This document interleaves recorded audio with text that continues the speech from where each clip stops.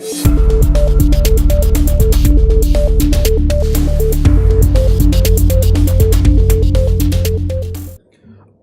continuación, seremos testigos de una conferencia magistral titulada Los presupuestos participativos, exigencias y desafíos en su implementación, en la que Javier Hurtado fungirá como moderador y procederá con la presentación de los ponentes. Les informamos que al final de cada ponencia habrá una sesión de preguntas y respuestas. La dinámica será levantando la mano o a través de nuestras papeletas. También informamos a las personas que nos siguen vía streaming que tienen la oportunidad de hacernos sus cuestionamientos y también les pasaremos las papeletas a los ponentes.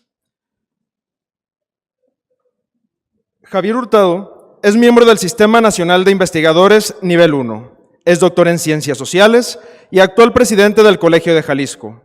Es miembro del Cuerpo Académico Cultura, Poder y Redes Sociales del Centro Universitario de Ciencias Sociales y Humanidades y es sociólogo por la Universidad de Guadalajara. Recibió el premio a la trayectoria periodística Despertador Americano por parte de la Universidad de Guadalajara. Dejo con ustedes a Javier Hurtado.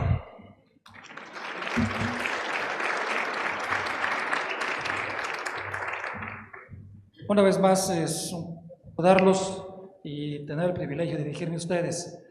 Les comento, bueno, vamos atrasados, por supuesto, ustedes pueden verlo, así que de tal manera vamos a tratar de cumplir rigurosamente con la hora que está asignada a este panel y no pasarnos del tiempo asignado.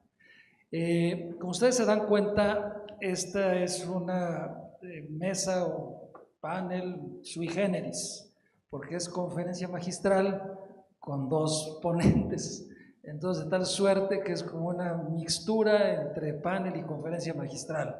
Así entonces nos hemos puesto de acuerdo y hemos convenido en que mejor esto funcione como un panel, en donde los dos distinguidos conferencistas o ponentes van a hacer una primera intervención de aproximadamente unos 10 minutos y luego después, cada uno de ellos, y luego después seguiríamos con otra ronda y las que fueran necesarias dentro del tiempo asignado y también previendo al final, como ya se dijo, una sesión de preguntas y respuestas para facilitar la interacción y participación de los demás asistentes y participantes. Entonces, me voy a permitir hacer una muy breve contextualización o introducción al tema. Esta mesa o panel de conferencias magistrales se llama Los presupuestos participativos, exigencias y desafíos en su implementación. Ya se ha escuchado la ceremonia de inauguración y también la pasada conferencia magistral, esa sí fue conferencia magistral de una persona, de tal manera que continuando con la reflexión que ya se ha plasmado y no con el ánimo de incurrir en alguna reiteración, yo quisiera un poco nada más poner sobre la mesa en lo que tiene que ver con esto de las principales exigencias o desafíos o las experiencias que ha habido, si fuera posible establecer, sería una pregunta que haría aquí a los dos panelistas, con base a los estudios que ellos han hecho, alguna diferencia que pueda existir entre las experiencias que han estudiado, registrado, dependiendo del tipo de sistema de organización política de que se trate en un país determinado. Es decir, ¿es lo mismo un presupuesto participativo en el contexto de un sistema federal o autonómico como España, o de un sistema centralizado o unitario, o hay alguna diferencia? Incluso dónde hay mayor nivel de experiencias participativas? ¿En los estados unitarios, en los estados federales, en los estados autonómicos? ¿Qué sé yo? También un poco correlativo a esto y así en un nivel muy general, cabría la pena pensar, el presupuesto participativo es una figura de participación ciudadana o vecinal que solo es posible darlo en una escala micro o media ¿no sería posible un presupuesto participativo a una escala nacional si se trata de un estado unitario o federal si se trata de un país federal? ¿Qué implicaciones tendría esto? A mí la verdad me parece que sería maravilloso, en verdad. Y creo que es importante que tomemos en su justa dimensión el tema, porque dependiendo del país, si ustedes ya han escuchado o van a escuchar, hay ocasiones en que determinados gobiernos asignan un cierto porcentaje que puede ir desde el 3, 2 o 15% del presupuesto. Pero luego escuchamos a veces que cuando se discuten y se debaten los presupuestos en los parlamentos nacionales o en los congresos federales, a la iniciativa que presentó el Ejecutivo, los legisladores solamente le pueden mover a veces el 1% o el 2% y ya es mucho. Y entonces imaginemos nosotros lo que implicaría con la figura de presupuesto participativo esta situación y obviamente cuáles podrían ser las temáticas o áreas en que se pudiera aplicar.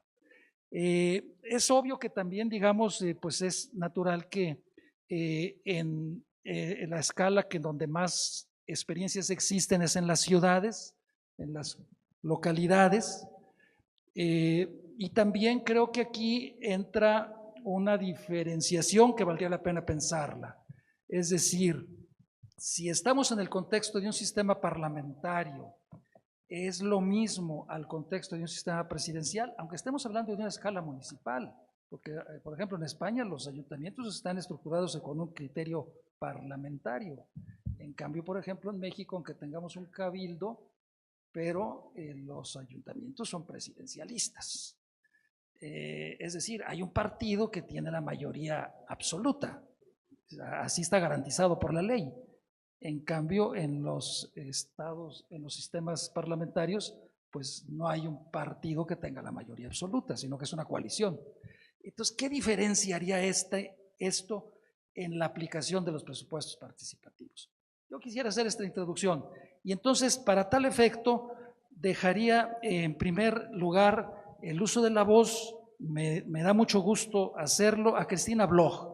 Cristina Bloch es de Rosario, Argentina. Bienvenida, Cristina. Rosario, Argentina, como ustedes saben, es una de las ciudades que más tempranamente y con mayor recurrencia ha aplicado el presupuesto participativo y de ahí también se ha diseminado hacia toda la nación argentina. Cristina es representante de la Universidad Nacional de Rosario en Argentina ante el Observatorio Internacional de la Democracia Participativa y consultora de la Comisión Económica para América Latina y el Caribe, CEPAL, Naciones Unidas, y ONU Mujeres. Así también es profesora de grado y posgrado e investigadora de la Universidad Nacional de Rosario. Obtuvo su licenciatura como antropóloga social en la Universidad Nacional de Rosario, Argentina. Es máster en Cooperación Internacional para el Desarrollo de la Universidad Complutense de Madrid y doctora por la Universidad Complutense de Madrid con el programa América Latina Contemporánea. Se especializa en temas de presupuestos participativos, procesos de participación política, construcción de la ciudadanía, metodología de la investigación social y la perspectiva de género. Cristina, pues es un honor cederte el uso de la voz, te escuchamos con mucha atención. Adelante. Bueno, voy a ponerme allí para poder manipular mejor algunas notas. Agradezco muchísimo al Gobierno de Jalisco la invitación, es un honor estar aquí. Saludo a todos y todas los participantes. Me convocó mucho el título, un poco retomando lo que decía Fernando Pintado, hablemos de presupuestos participativos. Dos cuestiones, hablemos, tal cual lo planteaba Fernando, y en plural, presupuestos participativos. Esto nos está indicando dos cosas. No hay modelos únicos a implementar. Uno puede definir una aproximación a lo que entiende lo que es un presupuesto participativo y uno genéricamente podría decir es un porcentaje del presupuesto o del presupuesto de obras que se destina a la decisión, a la consulta y decisión de la población. Sin embargo, esta definición genérica sabemos a través del recorrido y de los estudios que se ha encarnado de distintas maneras en las ciudades. Específicamente yo voy a hablar de de algunos rasgos que caracterizan a la experiencia argentina.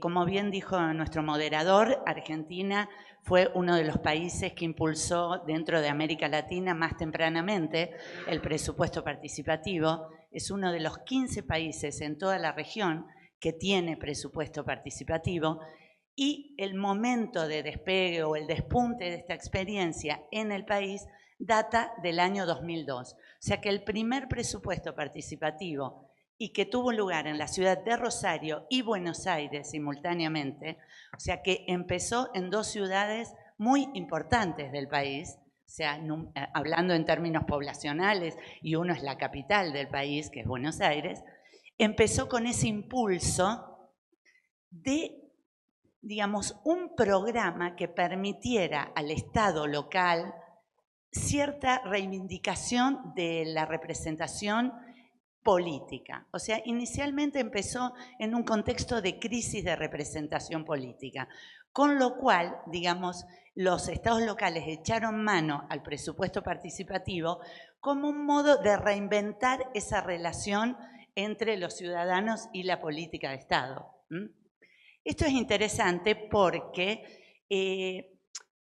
yo, como planteaba mi moderador, soy antropóloga social, y cuando hablamos de presupuestos participativos también tenemos que considerar qué miramos de los presupuestos participativos.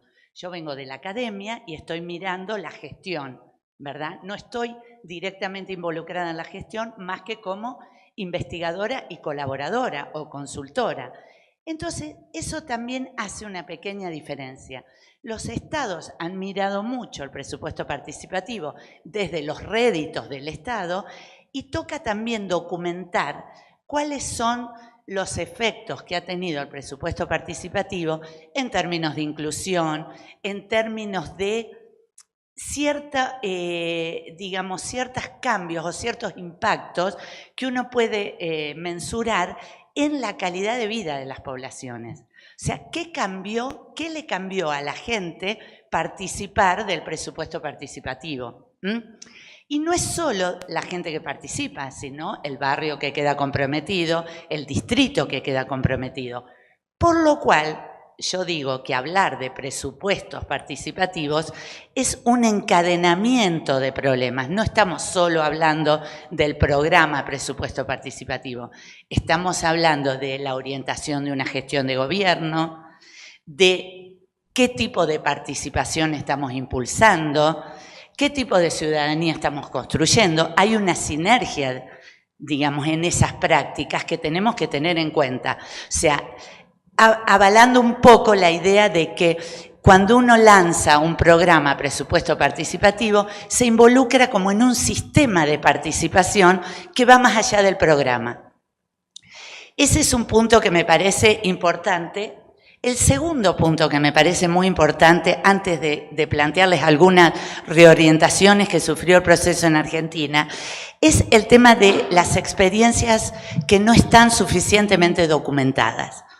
Esto lo planteaba el colega anterior, y me parece que esa memoria institucional de la cual hablaba también tiene que tener una memoria social que los investigadores y la gestión de gobierno tiene que ser responsable en empezar a documentar más en profundidad las experiencias desde adentro. Tenemos algunas estadísticas, tenemos algunos datos, evidentemente, no estamos hablando desde la nada, pero nos falta más aproximación a los casos específicos. Y no a los casos en un momento puntual. Necesitamos seguir un poco el proceso para evaluar impactos, para evaluar qué pasó, qué decepcionó. Si ustedes rememoran un poco lo que estábamos hablando antes, en la sesión anterior, muchos preguntaban por qué no se sostiene la participación en el tiempo. Bueno, podemos decir que muchos presupuestos participativos se han sostenido bastante en el tiempo. Pero ¿cuál es la contraparte de eso? Que involucra a un porcentaje muy pequeño dentro de las ciudades. O sea, es un porcentaje que quizás no permite todavía hacer escuela de construcción ciudadana, cuando las personas que pasan por la experiencia de presupuesto participativo sigue siendo reducida. Entonces, hay varios esfuerzos sobre los cuales poner la mirada y desafíos que tenemos que afrontar. Algo interesante fue en Argentina todo el proceso de transformación que se fue dando en algunos aspectos del presupuesto. Algunos no muy favorables, como ser la reducción del porcentaje del presupuesto que se dedica al presupuesto participativo. Fíjense, Rosario empezó en la primera gestión de presupuesto participativo con un 8% del presupuesto municipal y ahora está alrededor del 1,5–2%. O sea que hubo un descenso bastante considerable de los recursos que se asignan a la deliberación popular. Esto tiene también algunas cuestiones de debate. Se debate si debiera o no el presupuesto participativo tener más fondos. Lo dejo planteado, uno de los debates. ¿Hay que incrementar los fondos del presupuesto participativo en las ciudades? Un poco tratando de ir respondiendo a algunas de las cuestiones que nos planteó el moderador. Ese es un punto, o sea, documentar mejor las experiencias, un desafío. Debate acerca de qué porcentajes hay que destinar a la decisión popular. Un tema que me parece interesante y que no se agotó. El otro tema que me parece muy importante es, y como hablábamos ayer con algunos colegas, la tecnología es sumamente importante. Sabemos que todos estamos involucrados en los aspectos tecnológicos, pero la tecnología no debe oscurecer el cara a cara de la discusión en el ámbito presupuestario, porque justamente una de las ventajas que ha tenido el presupuesto es que la gente se ha involucrado y ha aprendido de alguna manera cómo se construye un presupuesto participativo, cómo se construye un presupuesto, digamos. Si es participativo, digamos, ese es el plus que tiene de valor, pero cómo se define un presupuesto.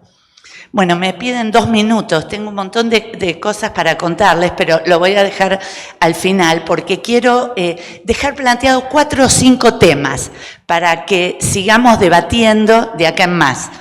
Me parece que esa es la riqueza de este evento, no vamos a agotar todo lo que vamos a decir acá. Vamos a dejar temas para que cada uno pueda reflexionar sobre sus propias condiciones de producción de un programa de esta naturaleza que queremos que de algún modo se convierta en una política, que no quede solo en el nivel de un programa. Para eso necesitamos hacer una inserción más amplia en esto que llamamos un sistema de participación. Y para eso necesitamos no solo la voluntad política de los estados, sino también una ciudadanía que esté, digamos, dispuesta a participar, que esa es otra de las cuestiones que también podemos debatir. ¿A la ciudadanía le interesa participar? Y si le interesa participar, como pensamos que sí, ¿bajo qué condiciones? Y ahí hay 2 cuestiones que quiero remarcar y con esto termino. Uno, que los presupuestos participativos no solo tienen que ser consultivos, sino deliberativos, que las decisiones que ahí se tomen sean efectivamente llevadas a la práctica. Y 2, que las promesas no sean incumplidas, que los gobiernos puedan ejecutar en el plazo correspondiente los proyectos que surgen del presupuesto participativo. Eso suele y ha sido en general un problema en la ejecución del programa. Hay mucho atraso de las obras del presupuesto participativo. Y eso sería muy largo, pero depende de muchas otras cosas que podemos seguir debatiendo. Bueno, me tomé un minuto más de los 10, pero volvemos, seguimos conversando. Muchas gracias.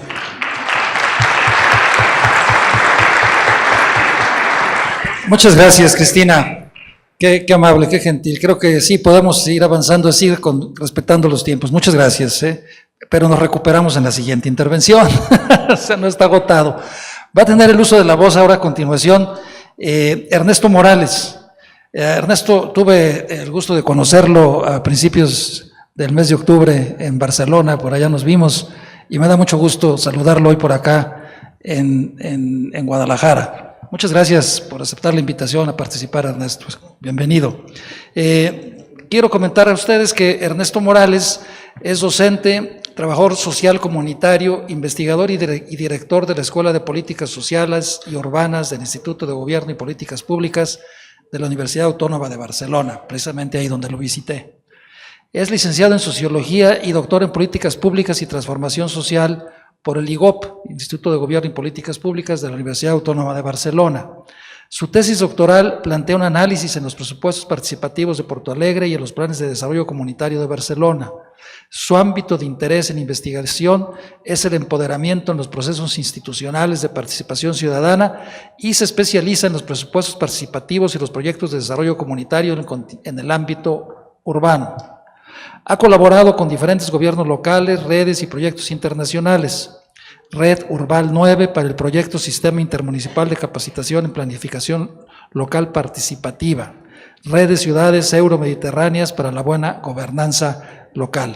Pues me da mucho gusto cederle el uso de la voz a Ernesto y comentar con ustedes que, bueno, al término de su intervención trataremos de recuperar lo más relevante de algunos de ellos, señalar si quedan algunas dudas, algunos puntos sueltos por ahí que pudieran luego entrelazarse en la siguiente intervención de cada uno de ellos. Ernesto, te escuchamos con atención. Gracias.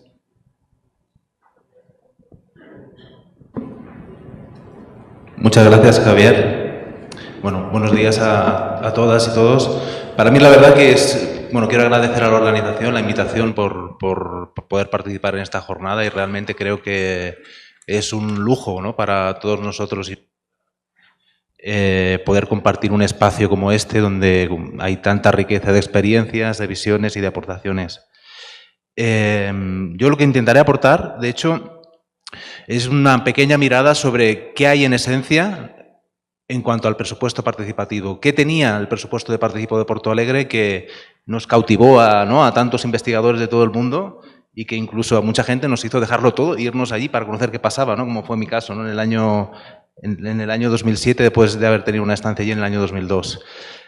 Y lo que ocurría allí era algo interesante que tenía que ver con una nueva configuración de las relaciones de poder en un municipio. Ahí estaba ocurriendo algo que nunca había ocurrido en otras ocasiones, que era que a partir de una situación de fallida técnica, ¿no?, de la caja de la caja de gestión municipal, en un momento de efervescencia democrática donde un partido toma el gobierno, en un momento con muchas demandas de la población y con una gran presión de los movimientos populares que consiguen llevar ese partido al gobierno y pretendían transformar esa sociedad, pues se encuentran con algo que no se esperaban, que es que no había dinero para hacer todo aquello que habían pensado que podrían hacer.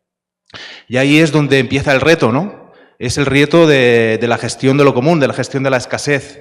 Como un gobierno municipal, en un momento dado, desde la improvisación, intenta discutir con las personas de ese municipio, con sus ciudadanos, cómo hacer frente a una situación de fallida económica por parte de la administración local. Y es muy interesante y pienso que es un buen punto de partida para analizarlo porque en las experiencias que hemos estado mirando en Europa o en España nos hemos dado cuenta de que el modelo actual en muchos municipios es un modelo de la gestión de la abundancia. Es decir, solo se hacen presupuestos participativos cuando hay dinero que sobra en la caja. Cuando no hay dinero no se hacen presupuestos participativos. Así como, miren, como un dato significativo, en el año 2011, con un compañero del IGOP, con Ismael Blanco, intentamos hacer una investigación de qué estaba ocurriendo con los presupuestos participativos que se habían iniciado antes del periodo de la crisis. Y cuando hablábamos con los gobiernos locales nos decían, no, es que hemos dejado de hacer el presupuesto participativo porque ahora no tenemos dinero. Nos sorprendía decir, es que el presupuesto participativo surgió para poner en el debate público qué era lo importante hacer en las ciudades y en los municipios, ¿no? Entonces, yo pienso que fue como un primer paso transformador que nos ha de hacer pensar el para qué del impulso de una iniciativa de este tipo. Y aquí ocurrieron dos cosas, ¿no? Por una parte, en esta experiencia lo que se planteó es reconfigurar las relaciones de poder. Y eso es un gran reto, porque reconfigurar las relaciones de poder supone quitarle poder a unos para dárselo a otros. ¿Eso qué significó? Que se tuvo que pensar cuál era el sistema y el encaje entre una esfera más representativa de la Cámara de Vereadores en la ciudad de Porto Alegre con una nueva esfera política que era la de las asambleas populares. y se acabó pensando en un mecanismo, ¿no?, de vía única de incidencia sobre el presupuesto, que era las asambleas populares y las aportaciones que se podían hacer de los barrios. Eso fue un reto, ¿por qué? Porque los propios movimientos populares querían incidir de forma directa, sin pasar por el propio presupuesto participativo, sobre lo que ocurría ahí, ¿no? Esto que en ocasiones hablamos, ¿no?, de relaciones clientelares o relaciones de presión que se da entre movimiento comunitario y movimiento social organizado, la pretensión era que eso se dialogara con la gente que había conseguido que ese partido llegara al gobierno. La valentía de aquel momento fue una persona, un voto, romper esas vías y plantear de que eso se iba a plantear en un nuevo marco de relaciones de poder donde era un debate público y lo que salía de ahí sería lo que se aprobaría en el presupuesto municipal. El segundo reto, ¿no?, a ese nivel, ¿no?, de la gestión del conflicto, los representantes de los partidos no querían, ¿no?, hacer frente a esa nueva situación. Era perder poder, ¿no?, perder su capacidad de incidencia, perder incluso su correa de transmisión con las comunidades, de ellos tener un papel central para que las clases populares pudieran obtener las cosas. Es decir, ellos en aquel momento eran imprescindibles, ¿no? Se rompe ese marco. Entonces aquí ocurre algo, bueno, yo pienso que no había ocurrido y que fue un reto para el propio gobierno, que fue la capacidad de sostener la gestión del conflicto en esa situación. Yo creo que hay una tendencia o un cierto pensamiento mágico en esta idea del presupuesto participativo, de que se pone en marcha un presupuesto participativo y todo cambia, ¿no? Y aquí hay como yo creo que hay como dos miradas. Una mirada más ingenua que plantea, si hacemos presupuestos participativos decidirá la gente. Y una mirada más perversa, más maquiavélica, de que si hacemos presupuestos participativos, la gente se pensará que decide. Yo pienso que son las dos, una cara perversa y una cara amable de lo que es el presupuesto participativo o la participación ciudadana. ¿Qué significa esto de construir poder, ¿no? ¿Cómo se construyó poder y qué pasó en todo ese tiempo? Parte del pensamiento mágico es que que esta construcción del poder se da entre dos actores, que es la institución pública y la ciudadanía. Y nos olvidamos que dentro de la ciudadanía también existen relaciones de poder. Es decir, el punto de partida, la mochila que llevamos cada uno, las capacidades que tenemos cada uno, ¿no?, la experiencia en colaborar, en discutir, ¿no?, en pensar junto con otros, es muy distinta en cada colectivo. Ahora mismo, ¿no?, si intentáramos tomar una decisión de manera colectiva, seguramente, y pasáramos la palabra a los participantes de este foro, pues quien tenga mejor dominio de la palabra sería quien se lleve el gato al agua, que decimos, ¿no?, en España, ¿no? Es decir, y eso también se tenía que tener en cuenta en un proceso de participación ciudadana o de presupuestos participativos. Inicialmente fue interesante porque ese espacio de participación hizo poner como en tabla rasa, ¿no?, esta idea de que todo el mundo podía hablar y todo el mundo podía discutir, y hubo gente que le transformó su vida, es decir, que se sintió por primera vez, cogió la voz y fue capaz de discutir al poder público qué era lo que necesitaba en su territorio. Eso fue realmente transformador, ¿no? Aquí hubo un primer salto que me pareció muy interesante. Hay un segundo salto que lo enlazo un poco con lo que comentaba Yves Cabans, que fue esta idea de comprender de que solas no podemos y de que todo no podemos, ¿no? Y esta idea más de comunitaria, de proximidad, donde la gente fue capaz de ponerse de acuerdo en qué era prioritario en su territorio. Lo bonito de las experiencias iniciales de Porto Alegre es que la gente era capaz de escuchar a los demás y ceder y saber qué era prioritario y qué era más beneficioso para la comunidad. Y habría un tercer nivel, ¿no?, que sería como esta lógica del empoderamiento ciudadano, que es cuando conseguimos esta idea de que la ciudadanía actúe y se organice de manera consciente, es decir, que sepamos de que hay relaciones de poder entre grupos y estos grupos pueden, ¿no?, discutir, pensar de manera colectiva, conjunta, qué pasos dar para mejorar esta ciudad.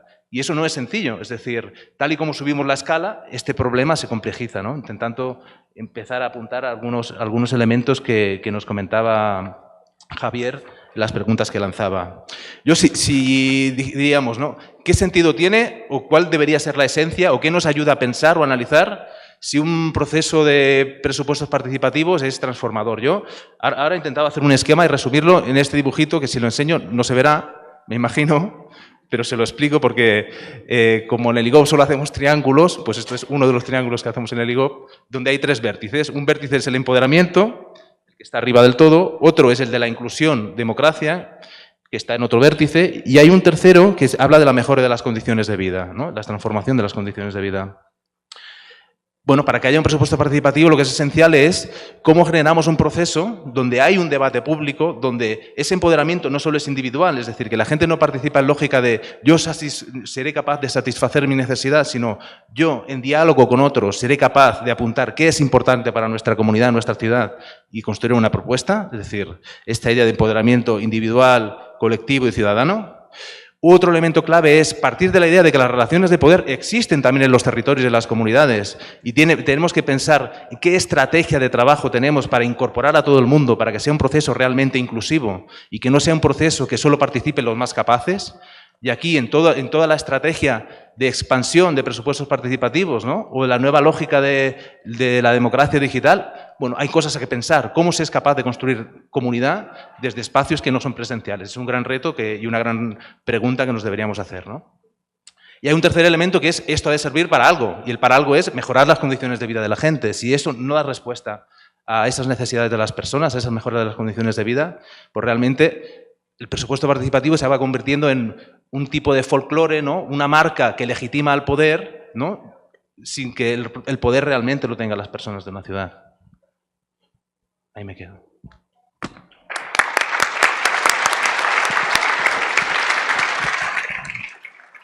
Muy bien, muchas gracias. Gracias a Ernesto también por respetar los tiempos. Bueno, antes de entrar a la segunda ronda, como ustedes podrán darse cuenta, pues hay alguna línea de continuidad en la reflexión con lo que planteaba anteriormente Yves, en el sentido que él decía es que el presupuesto participativo no transforma a la ciudad, sino transforma a las personas para que las personas transformen a la ciudad. Y es también un poco lo que, digamos, decía Cristina cuando se preguntaba, ¿qué cambia en la gente cuando participa en los presupuestos participativos? Y también es un poco lo que nos dice Ernesto. Bueno, el para qué deben ser los presupuestos participativos y nos pone el énfasis en el sentido de que, bueno, ese presupuesto participativo debe servir para algo. Ernesto nos señalaba también este proceso digamos, de aprendizajes colectivos a través de un ejercicio dialógico, pero en donde también marca y pone las señales de alerta en el sentido de que también allí pueden estar implícitas relaciones de poder en donde los más capaces o los más diestros en exponer y en argumentar terminen sacando adelante sus propuestas, quizá en detrimento de los que menos habilidades tienen en esa materia.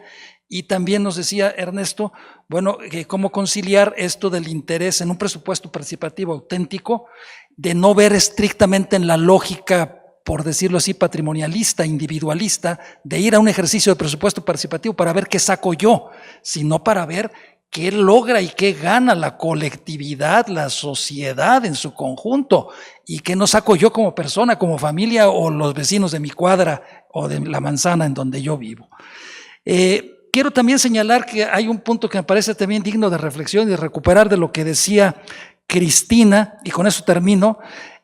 Sí se debe de, que nos señalaba de que está un poco documentado esto de que cada vez participa una pequeña o una más pequeña cantidad de ciudadanos, son los que se involucran en los ejercicios de presupuestos participativos. Y entonces aquí un poco como que la pregunta sería esta, ¿no? ¿Sería posible pensar, por decirlo así, como en una especie de barrera mínima de participación para que el presupuesto participativo fuera válido y para que no al final de cuentas 200 o 300 que participan son los que tomen la decisión que involucra y tiene que ver con importantes cantidades de recursos o con importantes implicaciones para una gran cantidad de población? Y la otra cuestión que también señalaba Cristina, en Rosario decía se empezó con un 8% y ahora ya andan entre el 1.5 y el 2%. Y entonces la pregunta como que sería también la misma. ¿Cuáles deberían de ser los porcentajes mínimos indispensables, si es que fuera posible establecerlos, para que aquel ejercicio pudiera llamarse como de presupuesto participativo? Es decir, ceder un porcentaje ínfimo puede ser susceptible de llamarse presupuesto participativo, ¿o qué es eso, no? Y además también analizar cuál es el método en que se va a discutir y a decidir. Yo mencionaría como estos puntos que, digamos, sería donde iría más o menos la reflexión ahorita en el panel, y entonces otra vez dejaría la voz a Cristina para que nos hiciera el favor de darnos su opinión o decirnos cómo reacciona ante lo que dijo Ernesto y también lo que planteamos ahorita aquí. Gracias, Cristina, adelante. Muchas gracias. Me quedó pendiente y creo que se encuadra en lo que venimos conversando. ¿Cuáles fueron esas reorientaciones que se dieron en los presupuestos participativos en el país justamente en función de que las experiencias se sostengan en el tiempo, que se pueda construir de algún modo una ciudadanía con compromiso, digamos, y que ese compromiso sea colectivo en términos, quizás no podemos hablar de un compromiso colectivo a nivel ciudad, pero sí a nivel distrito, a nivel barrial, digamos. Ustedes saben que participar en los presupuestos participativos, de algún modo, por alguna de las vías, fortalece ese modo que podemos llamar identidades barriales. ¿Por qué? Porque son discusiones que se dan en esos consejos participativos, consejos barriales, donde la gente trata de fijar prioridades para su entorno inmediato. Con lo cual, la primera referencia que tiene el que participa en el presupuesto participativo es el interés más inmediato a su área territorial, digamos, eso no lo podemos negar. En todo caso, hay que hacer esfuerzos para que ese interés de participación que involucra a su área inmediata se pueda, digamos, transformar en un eje de debate para las otras áreas de la ciudad y o estados, depende en qué escala estamos hablando del presupuesto participativo. Entonces, en ese punto me parece que es importante puntuar algunas reorientaciones que se fueron dando y que pueden servir de experiencia, digamos, ahí radican las reorientaciones, radica la innovación de los presupuestos participativos. Piensen ustedes que una experiencia que tiene casi 30 años no puede considerarse innovadora en sí misma. Es una experiencia que tiene 30 años. O sea que la innovación está en el esfuerzo permanente de reciclar esa experiencia, tornarla, digamos, más efectiva para la población. Esa es la idea que yo estoy pensando hoy, innovación. ¿Cómo podemos innovar dentro de este marco que ya fue planteado en Porto Alegre en el año 89 y que, como ya digo, tiene casi 30 años de trayectoria? En eso me parece que es importante. Cambios en los porcentajes, que me parece un tema de debate que ya señalé. Cambios en la organización territorial de cómo se debate. Eso me parece que tenemos que innovar, tenemos que buscar formas de que, digamos, las estructuras o las institucionalidades participativas sean más eficientes a los fines de mantener siempre cerca las decisiones de gobierno de las demandas ciudadanas. Cambios en las modalidades de participación, eso es algo que tenemos que seguir viendo, digamos, cómo podemos hacer más efectiva la participación.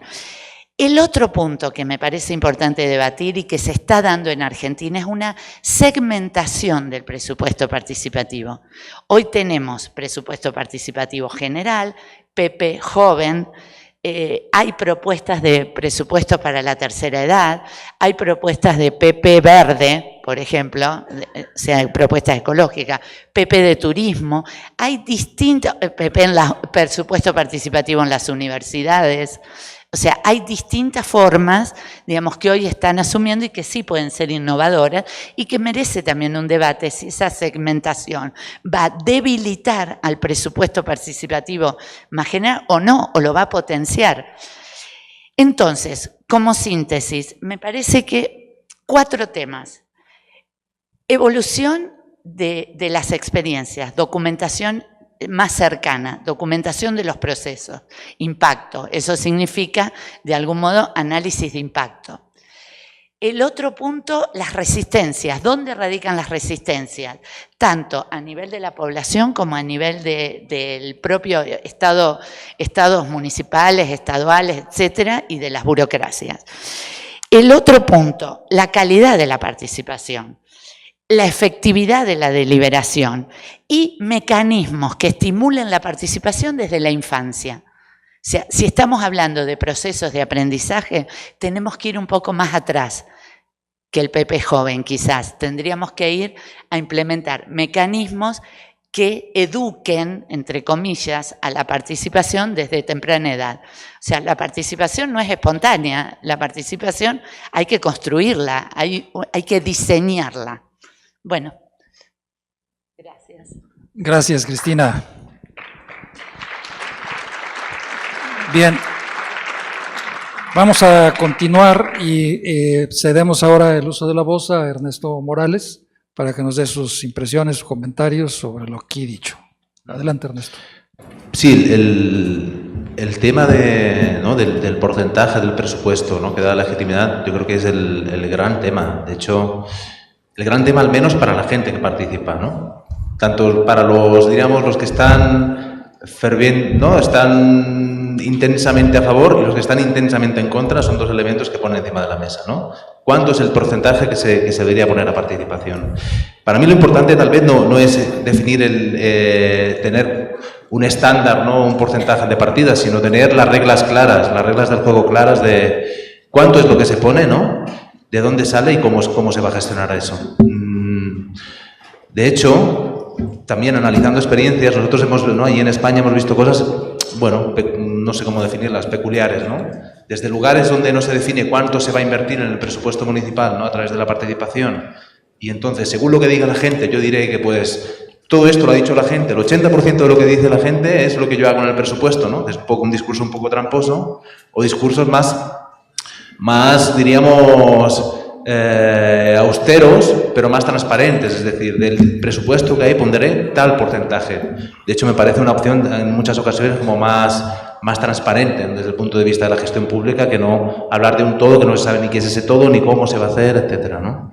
A mí, de lo que comentabas, hay un tema que para mí es clave, que es esta idea, ¿no?, con esta idea de construcción de ciudadanía, que es el tema del método, cómo trabajar esto, cómo hacer crecer a la ciudadanía en esa visión de ciudad, de construcción colectiva, de profundización en la democracia.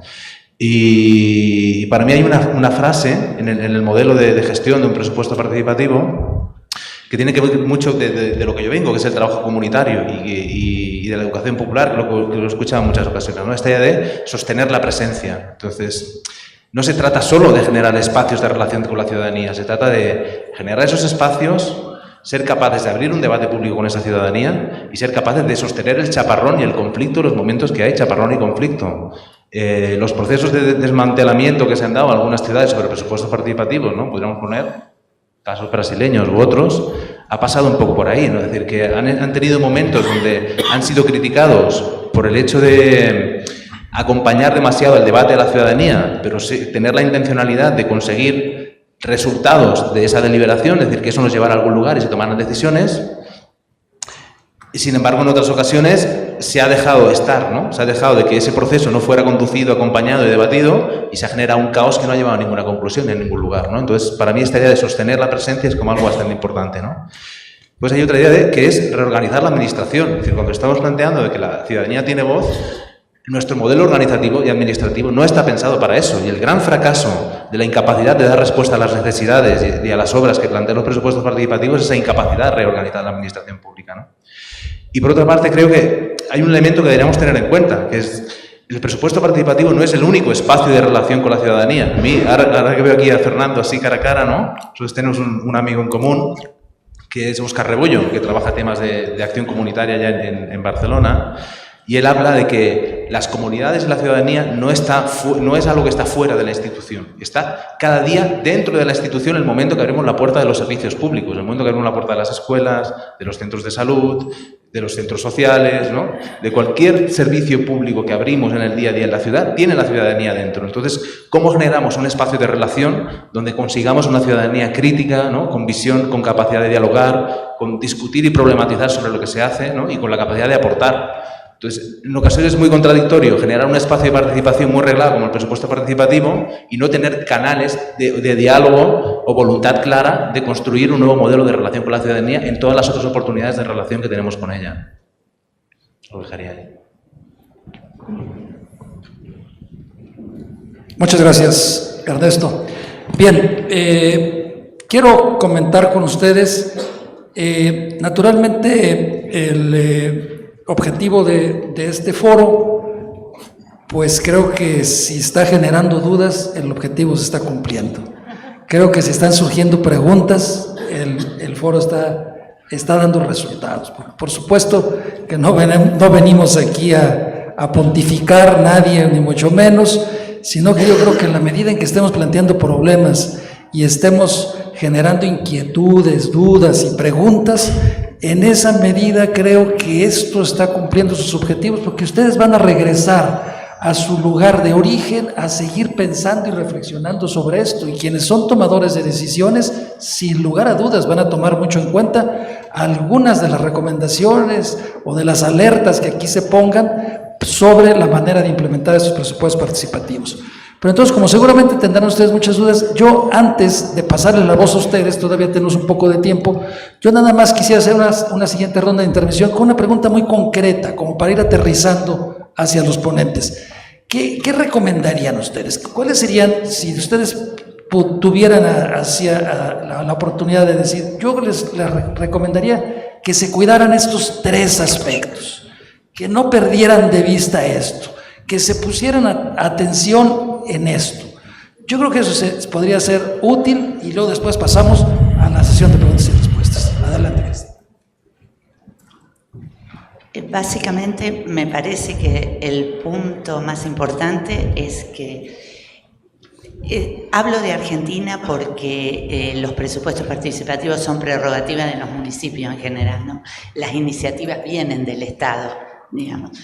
Entonces me parece que algo que no podemos dejar de tener en cuenta es que se cumplan las ejecuciones de obras, de los proyectos que se votan.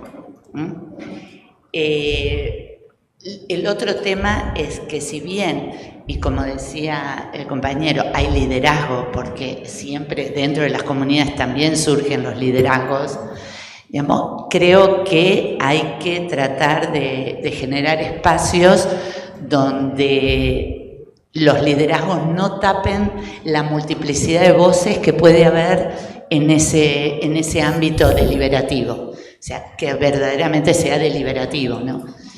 Y el tercer punto que me parece es que se debata dentro de esos espacios, en el vínculo, en las relaciones de poder, sociedad y Estado, estos puntos que yo intenté señalar para futuros debates, ¿no?